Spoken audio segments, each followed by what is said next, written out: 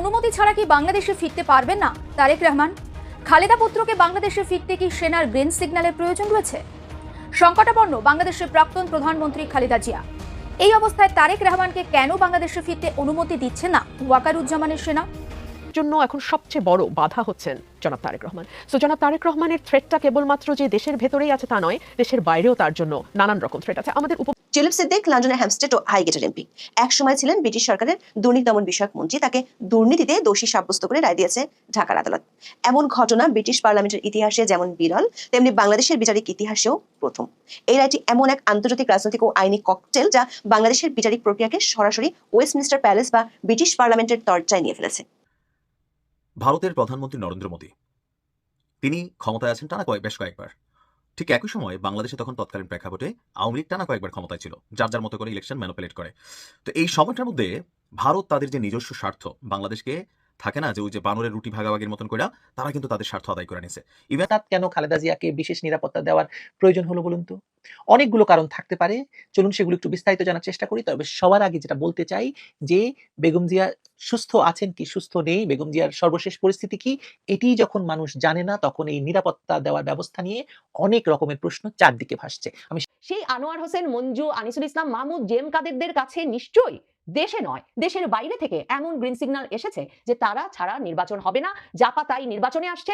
এখন আপা ছাড়া কি নির্বাচন অনুষ্ঠান করতে পারবেন ডক্টর? আসসালামু আলাইকুম প্রিয় দর্শক, নতুন একটা নিউজে সবাইকে স্বাগতম। প্রিয় দর্শক, ভিডিওর শুরুতেই অনেকগুলো ভিডিওর অংশবিশেষ আপনারা ইতিমধ্যে দেখেছেন। দেখেই বুঝতে পারছেন আজকের ভিডিওটি কতটুকু গুরুত্বপূর্ণ এবং আকর্ষণীয় হতে চলেছে। চলুন কথা না বাড়িয়ে একটা লাইক দিয়ে সম্পূর্ণ ভিডিও দেখে আসি। তার আগে বলবো, যারা এখনও চ্যানেলটি সাবস্ক্রাইব করেননি তারা সাবস্ক্রাইব করে দিবেন, আর যারা সাবস্ক্রাইব করেছেন তাদেরকে ধন্যবাদ।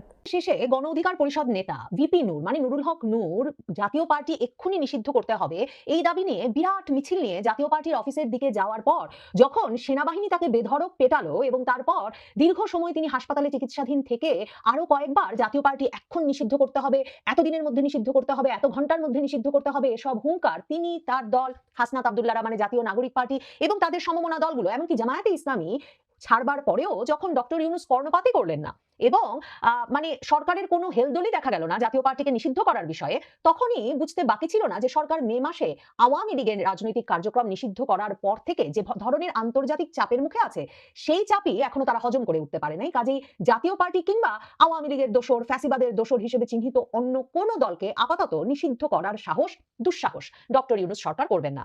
এই দুঃসাহস দেখানো এখন আরো অসম্ভব হয়ে পড়েছে গত কয়েক মাসে, যখন যুক্তরাষ্ট্রের রিপাবলিকান পার্টির অত্যন্ত গুরুত্বপূর্ণ think tank international Republican institute IRI এর প্রতিনিধি দল এসে জাতীয় পার্টির প্রতিনিধিদের সঙ্গে বৈঠক করে কি করে তারা নির্বাচনে অংশ নিতে পারেন এই বিষয়ে আলাপ করেছেন। এই বিষয়টি একেবারে অসম্ভব হয়ে পড়েছে যখন নয়াদিল্লিতে জাতীয় নিরাপত্তা উপদেষ্টা খলিলুর রহমানকে ডেকে ভারতের জাতীয় নিরাপত্তা উপদেষ্টা জানিয়ে দিয়েছেন যে ভারত এবং ভারতের সঙ্গে সঙ্গে যুক্তরাষ্ট্র অত্যন্ত গুরুত্বের সঙ্গে মনে করে যে বাংলাদেশে একটা অংশগ্রহণমূলক নির্বাচন ছাড়া আঞ্চলিক স্থিতিশীলতা অসম্ভব, কাজেই অংশগ্রহণমূলক নির্বাচন নিশ্চিত করতে হবে ইউনূস সরকারকে। এবং অজিত দোভাল সেখানেই থেমে যান না, এরপর যখন আবারও ভারতীয় নিরাপত্তা কর্মকর্তার সঙ্গে মার্কিন উপস্থিতিতে দোহায় ডেকে মধ্যস্থকের উপস্থিতিতে কাতারি মধ্যস্থতার মাধ্যমে খলিলুর রহমানকে আবারও ভারত যুক্তরাষ্ট্র মিলে স্মরণ করায় যে অংশগ্রহণমূলক নির্বাচন ছাড়া ইউনূস সরকারের সামনে পথ নাই, তখন ইউনূস সরকার আরো নড়ে চড়ে বসে এবং বুঝতে পারে যে চাইলেই জাতীয় পার্টিকে নিষিদ্ধ করে দেওয়া এখন অসম্ভব। আর ভাবুন তো কমনওয়েলথ মহাসচিব কি করে গেলেন। কমনওয়েলথ মহাসচিব বাংলাদেশ সফরে এসে ঢাকায় এসে জাতীয় পার্টির দুটো ভাগ, মানে এই জুলাইয়ে 2025 সালে আবার জাতীয় পার্টি এমন দুর্দিনে দুভাগ হয়ে গেছে, সেই দুভাগকেই ডেকে কমনওয়েলথ মহাসচিব রীতিমতো সাধাসাধি করতে থাকলেন যে কি পরিস্থিতি ইউনূস সরকার সৃষ্টি করতে পারলে তারা নির্বাচনে যেতে পারবে সেই বিষয়টা যাতে কমনওয়েলথ মহাসচিবকে তুলে ধরেন। আর কমনওয়েলথ মহাসচিব শার্লি বচওয়ে হচ্ছেন তিনি, যিনি কিনা রীতিমতো অনলাইন বৈঠক করে আওয়ামী লীগের সঙ্গে আলাপ করেছেন যে আওয়ামী লীগ কি হলে নির্বাচনে আসতে পারবেন, এবং সফরের শেষ দিন ডক্টর ইউনূসের সঙ্গে দেখা করে কমনওয়েলথ মহাসচিব পরিষ্কার বলে এসেছেন জাতীয় পার্টির নির্বাচনে আসার ব্যবস্থা তো তাকে করতেই হবে, তাকে শেষ পর্যন্ত আওয়ামী লীগকেও কিভাবে নির্বাচনে নিয়ে এসে অংশগ্রহণমূলক নির্বাচন তিনি নিশ্চিত করতে পারেন সেই ব্যবস্থাটা করতে হবে। কাজেই ডক্টর ইউনূস মহা জ্বালায় আছেন, বিরাট চাপে আছেন। আর ওদিকে জাতীয় পার্টি বুঝে ফেলেছে যে আওয়ামী লীগকে শেষ পর্যন্ত নির্বাচনে আনার উপায় ডক্টর ইউনূস খুঁজে পাবেন কিনা তা নিশ্চিত না হলেও জাতীয় পার্টিকে নির্বাচনে ঠেকানোর দুঃসাহস কিছুতেই করবেন না ইউনূস, সেই সাধ্য তার নাই। কাজেই জাতীয় পার্টির দুই অংশই, মানে জাতীয় পার্টি 2025 জুলাইয়ে দুভাগ হয়ে গেল। জিএম কাদের এক অংশ আর আরেক অংশে নেতৃত্বে গেলেন আনিসুল ইসলাম মাহমুদ। জিএম কাদের, আনিসুল ইসলাম মাহমুদ দুজনেই পুরো আওয়ামী লীগ আমল জুড়েই বারবার নির্বাচিত হয়েছেন 2008, 2014, 2018, 2024 সবগুলো সংসদ নির্বাচনে তারা অংশ নিয়েছেন, সবগুলো নির্বাচনে তারা সংসদ সদস্য মনোনীত হয়েছেন এবং এই ব্যক্তিরা রীতিমতো আওয়ামী লীগ আমলে মন্ত্রী পদে ছিলেন। দেখেন, আনিসুল ইসলাম মাহমুদ বা জাতীয় পার্টির নেতৃবৃন্দ আসলে সহজ নেতৃবৃন্দ নন। মানে এরা মানে হঠাৎ করে ভুইফোড় রাজনীতি করতে আসেন নাই। এরা জিয়ার আমল থেকে, আনিসুল ইসলাম মাহমুদ যেমন জিয়ার আমলে বিএনপি করতেন, তখন থেকে তিনি ক্রমাগতভাবে চট্টগ্রামে তার আসনে কিন্তু নির্বাচিত হয়ে আসছেন। সেই আনিসুল ইসলাম মাহমুদ এখন বলছেন যে তিনি তার অংশের জাপাকে নিয়ে 16টি রাজনৈতিক দলের একটা জোট গঠন করতে যাচ্ছেন এবং সেই জোটে এসে যোগ দিচ্ছেন জাতীয় পার্টি থেকে 2001 সালে আলাদা হয়ে গিয়ে আলাদা জেপি গঠন করা আনোয়ার হোসেন মঞ্জু। মানে আনোয়ার হোসেন মঞ্জু তো শেখ হাসিনার আমলেও যোগাযোগ মন্ত্রী ছিলেন এবং বারবার নির্বাচিত হয়েছেন এবং বারবার সংসদ সদস্য হিসেবে নির্বাচিত হচ্ছেন সেই এরশাদের আমল থেকে। কাজেই এরা সব ঘাঘু পলিটিশিয়ান।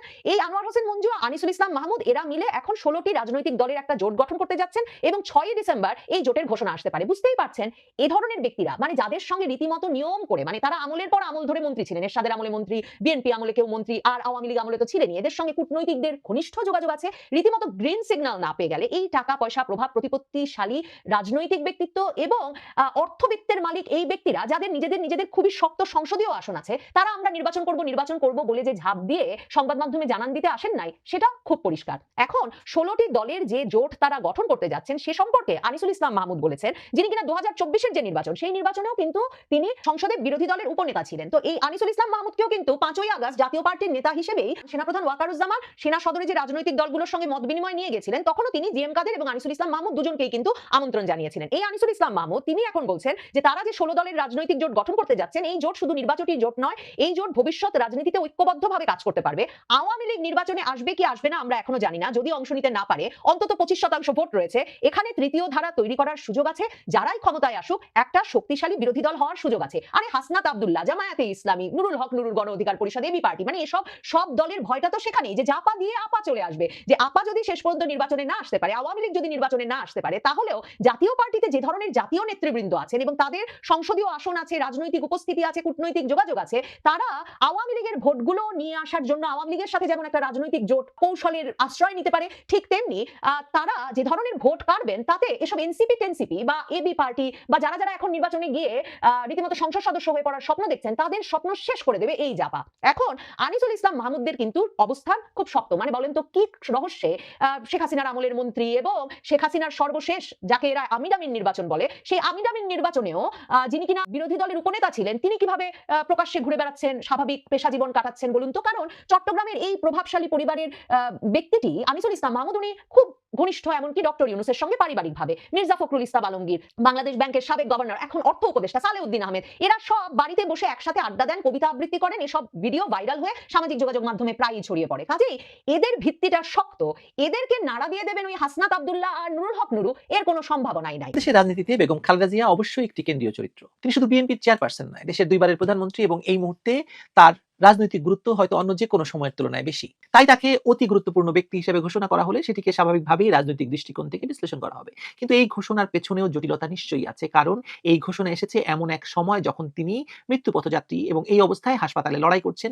জীবন মৃত্যুর সন্ধিক্ষণে আছেন, নানা রকম কথা হচ্ছে তাকে নিয়ে, তার চিকিৎসা নিয়ে দেশ জুড়ে উদ্বেগ আছে, আর উত্তেজনা তো রাজনৈতিক উত্তেজনা তো আছেই। প্রশ্ন উঠছে এটা কি প্রয়োজনীয় নিরাপত্তা নাকি রাজনৈতিক ভাবে তাকে বিচ্ছিন্ন করার নতুন অধ্যায়? আমরা -2 থিওরির কথা জানি যে -2 থিওরি ডক্টর ইউনূসের মাথা থেকে এসেছিল 11 সরকারের সময়, যখন 2 নেত্রীকে তিনি রাজনীতি থেকে মাইনাস করতে চেয়েছিলেন। এখানে একটি বিষয় পরিষ্কার করে নেওয়া ভালো, সেটা হচ্ছে যে কোনো রাষ্ট্রেই নির্দিষ্ট কিছু ব্যক্তি, রাষ্ট্রপ্রধান হতে পারে, সাবেক সরকার প্রধান, বিদেশি অতিথি, গুরুত্বপূর্ণ নেতৃত্ব, তাদের নিরাপত্তায় বাড়তি গুরুত্ব দেওয়া হয়। এই তালিকায় অরাজনৈতিক কেউ সেখানে থাকতে পারে, রাজনৈতিক ব্যক্তিরা তো থাকতেই পারেন। খালেদা জিয়া যেহেতু দেশের সাবেক প্রধানমন্ত্রী, তাকে বাড়তি নিরাপত্তা দেওয়ার আইনি ভিত্তি নিশ্চয়ই আছে, কিন্তু আইনি কাঠামো আর বাস্তবতার মাঝে যে পার্থক্য আছে, এই প্রজ্ঞাপন এসেছে এমন এক মুহূর্তে যা স্বাভাবিকতার সীমা ছাড়িয়ে অনেক প্রশ্নের জায়গা তৈরি করে দেয় এবং তার সঙ্গে কিছু ব্যাখ্যারও জায়গা তৈরি করে দেয়। এখন প্রশ্ন হলো এই বাড়তি নিরাপত্তা আসলে কাকে সুরক্ষা দিচ্ছে, খালেদা জিয়াকে নাকি সরকারকে? খালেদা জিয়ার শারীরিক অবস্থা এখন এমন যে যেখানে তিনি চিকিৎসকদের উপর সম্পূর্ণভাবে নির্ভরশীল। তাকে ঘিরে যেসব চিকিৎসক, পরামর্শক, দলীয় নেতারা রয়েছেন, তাদের বক্তব্যে এক এক সময় এক এক কথা শোনা যাচ্ছে। কেউ বলছেন তিনি ক্রিটিক্যাল, কেউ বলছেন স্থিতিশীল পর্যবেক্ষণে আছেন, আবার সামাজিক যোগাযোগ মাধ্যমে কেউ বলছেন তিনি নেই, তিনি মারা গেছেন। এবং সন্দেহ প্রকাশ করছেন সকলেই। এমন পরিস্থিতিতে সরকার যখন তাকে অতি গুরুত্বপূর্ণ ব্যক্তি ঘোষণা করে অতি নিরাপত্তা বলয় আরো শক্ত করে, তখন স্বাভাবিকভাবে অনেক পক্ষের, এমনকি খালেদা জিয়ার নিজের দলের পক্ষেরও কারো কারো চোখে এটি সন্দেহজনক মনে হচ্ছে এবং তারা সেটি গোপন রাখছেন না, তারা সেটি সামাজিক যোগাযোগ মাধ্যমে বিস্তারিত বলছেন। এই সন্দেহের জায়গাটা পুরোপুরি অমূলক নয়, কারণ হচ্ছে দেশের বড় রাজনৈতিক পরিসরে খালেদা জিয়ার ভূমিকা অনেকদিন ধরেই সীমাবদ্ধ। তিনি জেলে ছিলেন, তারপরে তিনি চিকিৎসা নিচ্ছেন, ঘরে আসছেন এবং সর্বশেষ তাকে নিয়ে আসা হয়েছিল সেনাকুঞ্জে। এমন একজন অসুস্থ ব্যক্তিকে কোন রকম মাস্ক ছাড়া সেনাকুঞ্জে নিয়ে আসার পেছনে কোনো দুরভিসন্ধি থাকলেও থাকতে পারে, থাকাটা অস্বাভাবিক নয়। এবং সরকার এই বিষয়টি রাজনৈতিকভাবে কাজে লাগাচ্ছে কিনা এমন প্রশ্ন দীর্ঘদিন ধরেই আলোচনায় আছে। তার পুত্র তারেক রহমান দীর্ঘ সময় ধরে নির্বাসিত অবস্থায় এবং বর্তমান পরিস্থিতিতে তিনি মায়ের পাশে দাঁড়াতে বাংলাদেশে ফিরতে পারছেন না। তিনি স্ট্যাটাস দিয়ে বলছেন যে তিনি কেন ফিরতে পারছেন না সেটিও তিনি বলতে পারছেন না। নিরাপত্তা, কেউ বলছেন অ্যাসাইলেম, কেউ বলছে তাকে খুন করা হবে। আমরা দীর্ঘদিন ধরে বলে আসছি যে তারেক জিয়া বা তারেক রহমান দেশে ফিরতে পারবেন না এবং নির্বাচনের আগে তো নয়, তারেক রহমানের পক্ষে দেশে ফেরা সম্ভব নয়। কেউ বলছেন আন্তর্জাতিক শক্তি তারেক রহমানকে চায় না। এসব নানা রকমের প্রশ্ন তো রয়েছে। এসব প্রশ্নের ভেতরে নিরাপত্তার দোহাই দিয়ে একটা বড় রাজনৈতিক পরিবারের প্রধানকে দল সমর্থক নেতাকর্মীর কাছ থেকে ক্রমাগত দূরে সরিয়ে রাখা হবে কিনা বা রাখা হচ্ছে কিনা সেটি এখন আর শুধু রাজনৈতিক তর্ক হিসেবে দেখতে হবে না, এটি হয়ে উঠেছে একটি বাস্তব এবং দৃশ্যমান পরিস্থিতি। এখানে আরো একটি বিষয় উল্লেখযোগ্য যে বাংলাদেশের নিরাপত্তা পরিস্থিতি নিয়ে দীর্ঘদিন ধরে একটা শঙ্কা রয়েছে। এই ঘটনাটি সেটিকে এই খালেদা জিয়ার নিরাপত্তা নিশ্চিত আরো বেশি বাড়ানোর ঘটনাটা এই যে নিরাপত্তা শঙ্কা সেটাকে আরো তীব্র করে তুলবে। যদি একজন সাবেক প্রধানমন্ত্রী যিনি বর্তমানে গুরুতর অসুস্থ তাকে নিয়ে সরকারের বিশেষ নিরাপত্তা বলয় তৈরি করতে হয়, তাহলে সাধারণ নাগরিকদের নিরাপত্তা নিয়ে প্রশ্ন ওঠা তো অস্বাভাবিক নয়। মানুষ স্বাভাবিকভাবে মনে করবে যদি দেশের একজন সাবেক শাসক নিরাপত্তার বাইরে না হন তাহলে আমরা কোথায়? এই প্রশ্ন আপনার মনে উঠছে নাকি আমার মন বাঁকা তাই আমার মনে উঠছে কেবল? আমি কিন্তু একা নই, আমি অনেককেই দেখতে পাচ্ছি যে এই প্রশ্ন তুলছেন তাদের সামাজিক যোগাযোগ মাধ্যমে। তবে আসল রাজনৈতিক ঝুঁকি অন্য জায়গায়। এই পরিস্থিতি বা এই বাড়তি নিরাপত্তা খালেদা জিয়াকে এমনভাবে বিচ্ছিন্ন করে ফেলবে যে তার দলীয় নেতাকর্মীরা তার 1 মাইলের মধ্যে আসতে পারবেন না যদি তিনি বেঁচে থাকেন। এমনকি তার নেতারা যারা স্থায়ী কমিটির সদস্যরা কি যেতে পারবেন কোন রকমের SSF এর পাস ছাড়া? যদি না পারেন তাহলে খালেদা জিয়া কি করে নির্দেশনা দেবেন? তবে কেউ কেউ যে বলছেন যে এটা শুধুমাত্র তাকে হাসপাতালে কেউ যাতে ভিড় না করে সেজন্য দেওয়া হয়েছে। আপনার কি মনে হয়? সেক্ষেত্রে প্রশ্ন উঠতে পারে না যে তিনি সুস্থ হয়ে গেলে কি এই নিরাপত্তা তুলে নেওয়া হবে? আর যদি ধরেন সেটা হয় যে তুলে নেওয়া হলো, তাহলে এই গুরুতর অসুস্থ অবস্থায় তাকে এটা দিয়ে কি লাভ হলো বলেন তো? তিনি তো হাসপাতালের সুরক্ষাতেই আছেন, তাই না? তার মানে এটা শুধু চিকিৎসা সংক্রান্ত তথ্য নিয়ে বিভ্রান্তি তৈরি করছে না, বরং তাদের অন্য উদ্দেশ্য আছে, সেই উদ্দেশ্যগুলোকে স্পষ্ট করছে। যদি একজন দলের প্রধানকে দীর্ঘ সময় ধরে জনতা, দলীয় কর্মী বা এমনকি ঘনিষ্ঠ সহযোগীদের থেকেও আলাদা রাখা হয়, তাহলে দলের ভেতরের নেতৃত্ব, ভবিষ্যৎ কৌশল বা আলোচনা তা পুরোপুরি ভেঙে পড়বে এবং খালেদা জিয়া পুরোপুরি বিচ্ছিন্ন হয়ে যাবেন তার দল থেকে, নেতাকর্মীদের কাছ থেকে। অনেকে মনে করছেন এভাবে বিচ্ছিন্ন করে রাখার উদ্দেশ্য হলো বিএনপির রাজনৈতিক সামর্থ্য এবং ভবিষ্যৎ পরিকল্পনাকে দুর্বল করা। আমার তো মনে হয় -2 থিওরির বাস্তবায়ন। শেখ হাসিনা নেই, খালেদা জিয়াকে নিরাপত্তার নামে আলাদা করে ফেলা। মানুষ তো প্রশ্ন করতে শুরু করেছে ইতিমধ্যেই যে তার শারীরিক অবস্থার প্রকৃত তথ্যই কি জনগণের কাছে পৌঁছাচ্ছে, নাকি নিরাপত্তার আবরণ ব্যবহার করে সরকার জনমত নিয়ন্ত্রণ করতে চাইছে। কেউ কেউ অভিযোগ করছেন যে তিনি হয়তো ইতিমধ্যে মারাই গেছেন, কিন্তু সরকার তো সেটা প্রকাশ করছে না যাতে রাজনৈতিক প্রতিক্রিয়ার ঢেউ সামাল দেওয়া যায়। এটা যে প্রকৃত তথ্য গোপন করার জন্য হচ্ছে তাতে কোনো সন্দেহ নেই। এই দাবি যতই চরম মনে হোক, এরকম প্রশ্ন ওঠার পেছনে দায় একেবারে শূন্য থেকে তৈরি হয়নি। তথ্যের অসঙ্গতি, যোগাযোগ সীমিত রাখা, তীব্র রাজনৈতিক প্রতিযোগিতা, একজন এক এক সময় কথা বলা, সব মিলিয়ে পরিবেশ এমন এক অবস্থায় দাঁড়িয়েছে যেখানে গুজবই তথ্যের জায়গা দখল করেছে। খালেদা জিয়াকে বিশেষ গুরুত্বপূর্ণ ব্যক্তি ঘোষণা করে নিরাপত্তা দেওয়ার মধ্য দিয়ে বাংলাদেশের নিরাপত্তা ব্যবস্থায় শুধু প্রশ্ন নয়, পুরো রাষ্ট্রই এক ধরনের অস্বস্তির মধ্যে দিয়ে যাচ্ছে, সেটা প্রমাণিত হচ্ছে। নিরাপত্তা নিয়ে অতিরিক্ত সতর্কতা প্রয়োজন হতে পারে, কিন্তু তা যেন রাজনৈতিক বিচ্ছিন্নতা বা তথ্য নিয়ন্ত্রণের হাতিয়ার না হয়ে ওঠে। একটি গণতান্ত্রিক রাষ্ট্র তার নেতাদের নিরাপত্তা দেবে, এটা স্বাভাবিক, কিন্তু সেই নিরাপত্তা যদি সন্দেহ তৈরি করে বা রাজনৈতিক যোগাযোগ ভেঙে দেয় তাহলে সেটা দেশের জন্য ঝুঁকির কারণ হয়ে দাঁড়ায়। কারণ এখানে নিরাপত্তা আর স্বাধীনতা দুটোই সমান গুরুত্বপূর্ণ। সবচেয়ে বড় কথা হলো নিরাপত্তা কেবল খালেদা জিয়ার নয়, গোটা রাষ্ট্রেরই যে প্রয়োজন সে কথাটি আজকে আমি বলতে চেয়েছি। আপনার প্রয়োজন, আপনার সন্তানের প্রয়োজন, আপনার আশেপাশের সকলের প্রয়োজন। খালেদা জিয়া সরকার প্রধান ছিলেন, গুরুত্বপূর্ণ ব্যক্তি, তার অবশ্যই নিরাপত্তা প্রয়োজন, কিন্তু রাষ্ট্র আপনার কথা ভুলে যাচ্ছে, সাধারণ নাগরিকের কথা ভুলে যাচ্ছে। এটাই ভয়ঙ্কর। আমি দেখতে পাচ্ছি যে গোটা রাষ্ট্র ভয়ঙ্করভাবে নিরাপত্তাহীন হয়ে গেছে। আপনি দেখতে পাচ্ছেন না? আপনিও পাচ্ছেন। ভালো থাকুন, নিরাপদে থাকুন, কারণ আপনার নিরাপত্তা আপনাকেই দেখতে হবে। আপনার জন্য সরকার বিশেষ নিরাপত্তা দেবে না, এটা আপনি মানুন। আলোচনাটা সামান্য একটু দীর্ঘ হবে, কারণ একটা শর্ট সেন্টেন্সে এই কথাগুলো সঠিকভাবে প্রকাশ করা যাবে না। ভারতের প্রধানমন্ত্রী নরেন্দ্র মোদী, তিনি ক্ষমতায় আছেন টানা বেশ কয়েকবার। ঠিক একই সময় বাংলাদেশে তখন তৎকালীন প্রেক্ষাপটে আওয়ামী লীগ টানা কয়েকবার ক্ষমতায় ছিল, যার যার মতো করে ইলেকশন ম্যানুপুলেট করে। তো এই সময়টার মধ্যে ভারত তাদের যে নিজস্ব স্বার্থ, বাংলাদেশকে থাকে না যে ওই যে বানরের রুটি ভাগাভাগির মতন করে তারা কিন্তু তাদের স্বার্থ আদায় করে নিছে। ইভেন শেখ হাসিনা নিজেও বলছিলেন যে ভারতকে যা দিছি মনে রাখবে, আর ভারতও সেটার কৃতজ্ঞতা স্বরূপ 5ই আগস্টে শেখ হাসিনাকে ভারতে আশ্রয় দিয়েছেন। শুধুমাত্র শেখ হাসিনাকে না, আওয়ামী লীগের মূল যে টিমটা এটা পুরোটাই ভারতে। তাদেরকে সেখানে প্রোটেকশন, শেল্টার, গাড়ি বাড়ি সবকিছু দিচ্ছেন। ইভেন সরকারের বিভিন্ন বাংলাদেশের সাথে যে বন্ধু বিনিময় চুক্তি সেগুলোকে ভারত পাত্তা দিচ্ছে না।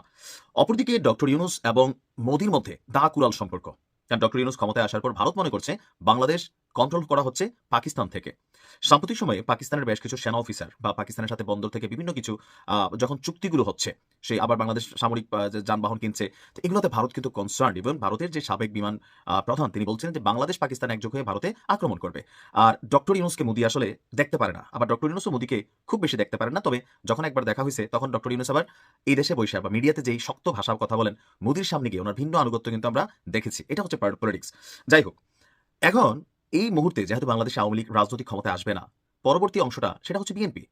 পিনাকি থেকে ইলিয়াস প্রত্যেকেই একটা ন্যারেটিভ তৈরির চেষ্টা করছেন, বা জামাতও কিছুটা অংশে, যে বিএনপি আসলে ভারতের মানে কথায় রাজনীতি করছে। বিএনপির 5ই আগস্ট পরবর্তী রাজনীতিটা ভারত কন্ট্রোল করছেন। ইভেন এই যে তারেক জিয়া দেশে আসতে পারতেছেন না, সেখানেও ভারতের অনুমতি পাচ্ছেন না, মার্কিন যুক্তরাষ্ট্রের গ্রিন সিগন্যাল পাচ্ছেন না, এই জন্য আসতেছেন না। তো এই যে সার্বিকভাবে আওয়ামী লীগের পরে ভারতের এই দেশে খেলোয়াড় হিসেবে বিএনপি, এমনটা কিন্তু একটা ন্যারেটিভ আপনারা দেখতেছেন না। সারাদিন রাত পিনাকি ইলিয়াস, কনক সরোয়ার যারা আছে, বা আমার দেশ পত্রিকার মাহমুদ ভাই যারা আছেন, তারা কিন্তু একটা টিম, তারা এটা এস্টাবলিশ করা ট্রাই করছেন।